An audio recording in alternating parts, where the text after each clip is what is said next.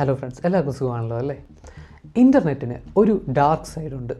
ഒരുപാട് ഇല്ലീഗലായിട്ടുള്ള ആക്ടിവിറ്റീസ് നടക്കുന്ന, ഒരുപാട് സൈബർ ക്രൈമുകൾ നടക്കുന്ന, ഒരുപാട് ഡാർക്കായിട്ടുള്ള ക്രൂവലായിട്ടുള്ള കാര്യങ്ങൾ നടക്കുന്ന ഒരു ഡാർക്ക് സൈഡ്. അതേസമയം ഈ ഡാർക്ക് സൈഡ് ശരിക്കും ഒരു സൊസൈറ്റിക്ക് യൂസ്ഫുൾ ആയിട്ടുള്ള ഒരുപാട് കാര്യങ്ങളും ചെയ്യാറുണ്ട്. സോ ഈ ഒരു ഡാർക്ക് സൈഡിനെ പറ്റിയായിരിക്കും നമ്മൾ ഇന്നത്തെ വീഡിയോയിൽ സംസാരിക്കാൻ പോകുന്നത്. ഈ ഡാർക്ക് നെറ്റ് എന്താണ്, എങ്ങനെയാണ് വർക്ക് ചെയ്യുന്നത്, അതിൻ്റെ യൂസസ് എന്താണ്, അതിൻ്റെ ഡേഞ്ചേഴ്സ് എന്താണ്, ഇങ്ങനെയുള്ള കാര്യങ്ങളായിരിക്കും നമ്മൾ ഈ ഒരു വീഡിയോയിൽ നോക്കാൻ പോകുന്നത്. നിങ്ങളൊരു ടെക് എന്തൂസിയാസ്റ്റ് ആണെങ്കിൽ, ഒരു ഹോബിയിസ്റ്റ് ആണെങ്കിൽ നിങ്ങൾക്ക് ഈ ഒരു വീഡിയോ ശരിക്കും ഇൻട്രസ്റ്റിംഗ് ആയിട്ട് തോന്നിയേക്കാം. മുന്നോട്ട് പോകുന്നതിന് മുമ്പ് നിങ്ങൾക്ക് ഈ ഒരു വീഡിയോ യൂസ്ഫുൾ ആയിട്ട് തോന്നുകയാണെങ്കിൽ ഈ വീഡിയോ ലൈക്ക് ചെയ്യാൻ മറക്കണ്ട. അതുപോലെ ഇനിയും ഇതുപോലത്തെ ഇൻട്രസ്റ്റിംഗ് ആയിട്ടുള്ള യൂസ്ഫുൾ ആയിട്ടുള്ള വീഡിയോസ് കാണാൻ നമ്മുടെ ചാനൽ സബ്സ്ക്രൈബ് ചെയ്യാനും മറക്കണ്ട. നമുക്ക് വീഡിയോയിലേക്ക് കിടക്കാം. ഡാർക്ക് നെറ്റ് എന്താണെന്ന് പറയുന്നതിന് മുമ്പ് നമുക്ക് ഇൻ്റർനെറ്റിൻ്റെ പല സെക്ഷൻസ് എന്താണെന്ന് അറിയണം. ഓക്കെ, സോ ഇൻ്റർനെറ്റ് മെയിനായിട്ട് 3 സെക്ഷനാണ്. ആദ്യത്തെ സെക്ഷൻ എന്ന് പറയുന്നത് സർഫസ് നെറ്റ്. സർഫസ് നെറ്റ് എന്ന് പറഞ്ഞാൽ നമ്മൾ ഗൂഗിൾ ചെയ്ത് സെർച്ച് ചെയ്യാറുള്ള, നമ്മൾ ഡെയിലി കാണാറുള്ള വെബ്സൈറ്റുകൾ, അതായത് യൂട്യൂബ്, അതുപോലെ തന്നെ ന്യൂസ് വെബ്സൈറ്റുകൾ, ഇങ്ങനെയുള്ള വെബ്സൈറ്റുകളെല്ലാമാണ് സർഫസ് വെബ്. ഇത് നമുക്ക് ഈസി ആയിട്ട് ബ്രൗസർ വഴി ആക്സസ് ചെയ്യാൻ പറ്റും. എല്ലാവർക്കും ഓപ്പണാണ്, നമുക്ക് എല്ലാ സ്ഥലങ്ങളിൽ നിന്നും നമുക്കിത് ആക്സസ് ചെയ്യാൻ പറ്റും അല്ലേ? ഇതിൻ്റെ താഴെ ഡീപ്പ് നെറ്റ് എന്ന് പറയുന്ന അടുത്ത സെക്ഷനുണ്ട്. ഡീപ്പ് നെറ്റ് എന്ന് പറഞ്ഞാൽ നമ്മുടെ സെർച്ച് എഞ്ചിൻ വെച്ച് ബ്രൗസ് ചെയ്യാൻ പറ്റത്തില്ല. ഒരു എക്സാമ്പിൾ പറയുകയാണെങ്കിൽ നമ്മുടെ മെയിൽ ബോക്സ്, നമ്മുടെ ഓൺലൈൻ അക്കൗണ്ടുകൾ, നെറ്റ് ബാങ്കിങ്, ഇങ്ങനെയുള്ള കാര്യങ്ങളെല്ലാം നമുക്ക് ഡയറക്റ്റായിട്ട് ആക്സസ് ചെയ്യാൻ പറ്റില്ലല്ലേ? ഓൺലൈൻ ബാങ്കിങ്ങിൻ്റെ ഹോം പേജിൽ നമുക്ക് എത്താൻ പറ്റുമെങ്കിലും നമ്മുടെ അക്കൗണ്ടിനകത്ത് കയറാൻ പറ്റത്തില്ല. അതിന് എന്തെങ്കിലും രീതിയിലുള്ള ഓതൻറ്റിക്കേഷൻ ഉണ്ടാകും. ചിലപ്പോൾ യൂസർ നെയിം പാസ്വേഡ് കൊടുത്താൽ മാത്രമേ നമുക്ക് അതിനകത്ത് കയറാൻ പറ്റത്തുള്ളൂ. സെർച്ച് എഞ്ചിൻ വഴി നമുക്ക് അതിനകത്തേക്ക് കയറാൻ പറ്റത്തില്ല, ഓൺലൈൻ അക്കൗണ്ടുകൾക്ക് അകത്തേക്ക് കയറാൻ പറ്റത്തില്ല.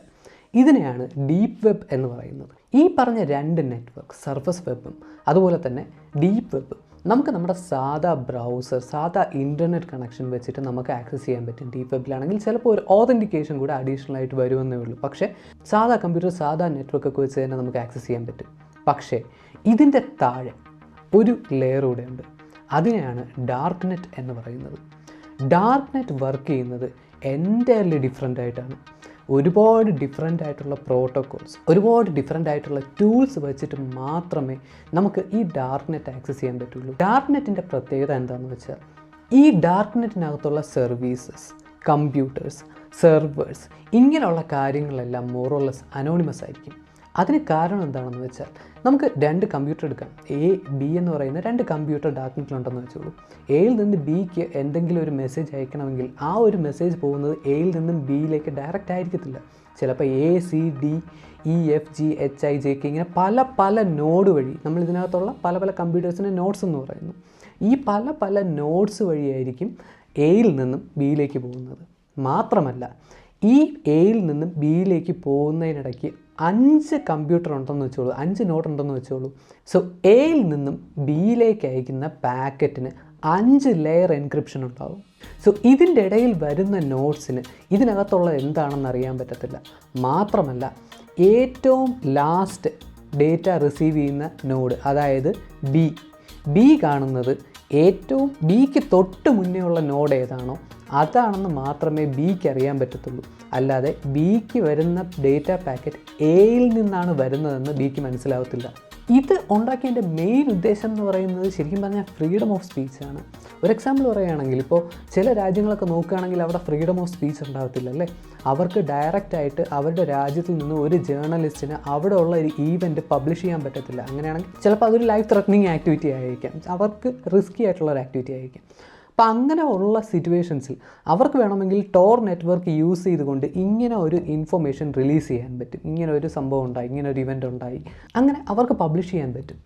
അങ്ങനെ പബ്ലിഷ് ചെയ്താലും ആ ഒരു രാജ്യത്തിലെ അതോറിറ്റീസിന് ഇതിൻ്റെ സോഴ്സ് കണ്ടുപിടിക്കാൻ പറ്റത്തില്ല, അല്ലെങ്കിൽ കണ്ടുപിടിക്കാൻ പാടായിരിക്കും.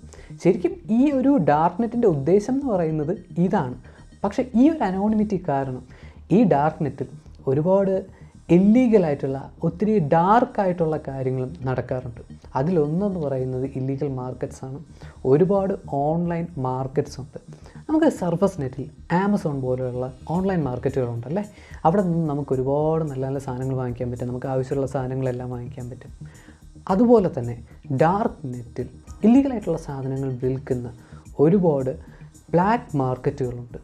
ഈ ഡാർക്ക് നെറ്റിലെ ബ്ലാക്ക് മാർക്കറ്റുകളിൽ ഒരുപാട് ഇല്ലീഗലായിട്ടുള്ള പ്രോഡക്ട്സ്, ഡ്രഗ്സ്, വെപ്പൺസ്, അതുപോലെ ആൻറ്റി സോഷ്യലായിട്ടുള്ള നെഗറ്റീവായിട്ടുള്ള ഒരുപാട് പ്രോഡക്ട്സ് അവൈലബിൾ ആണ്. ഇതൊക്കെ ആൾക്കാർക്ക് ബിറ്റ് കോയിൻ അതുപോലെയുള്ള ക്രിപ്റ്റോ കറൻസികൾ യൂസ് ചെയ്ത് ഈ പ്രോഡക്ട്സുകൾ ഓൺലൈനായിട്ട് വാങ്ങാവുന്നതാണ്. ബ്ലാക്ക് മാർക്കറ്റുകൾ മാത്രമല്ല, സൈബർ ത്രെറ്റുകളുടെ ഒരു ബ്രീഡിംഗ് ഗ്രൗണ്ട് കൂടെയാണ് വൈറസ്, റാൻസംവെയർസ്, ട്രോജൻസ്, കീലോഗേഴ്സ്, ഇങ്ങനെയുള്ള പല ടൈപ്പ് മാൽവെയർസ് നിറഞ്ഞിരിക്കുന്ന ഒരു നെറ്റ്വർക്കാണ് ഈ ഡാർക്ക് നെറ്റ് എന്ന് പറയുന്നത്. ഹാക്കിങ് പോലെയുള്ള ഒരുപാട് ആൻറ്റി സോഷ്യലായിട്ടുള്ള സർവീസസും ആക്ടിവിറ്റീസും നിറഞ്ഞിരിക്കുന്ന ഒരു ഡേഞ്ചറസ് ആയിട്ടുള്ള ഒരു ഓൺലൈൻ നെറ്റ്വർക്കായി മാറിക്കഴിഞ്ഞു ഇപ്പോൾ ഡാർക്ക് നെറ്റ്. ഇങ്ങനെയുള്ള പ്രശ്നങ്ങൾ ഉള്ളതുകൊണ്ട് തന്നെ ഒരുപാട് രാജ്യങ്ങളിൽ ഈ ഡാർക്ക് നെറ്റ് ഇല്ലീഗലാണ്. പക്ഷേ മെയിൻ പ്രശ്നം അതല്ല. ഈ ഡാർക്ക് നെറ്റിലിരിക്കുന്ന ഒരു ഹാക്കറിന്, ഡാർക്ക് നെറ്റിലിരിക്കുന്ന ഒരാൾക്ക് സർഫസ് വെബിലുള്ള നമ്മളെപ്പോലുള്ള സാധാരണ ആൾക്കാരെയും ഹാക്ക് ചെയ്യാൻ പറ്റും. ഈ ഹാക്കിങ്ങിൻ്റെ സോഴ്സോ ഈ ഹാക്ക് ചെയ്ത ആളെയോ കണ്ടുപിടിക്കാൻ വളരെ പാടാണ്.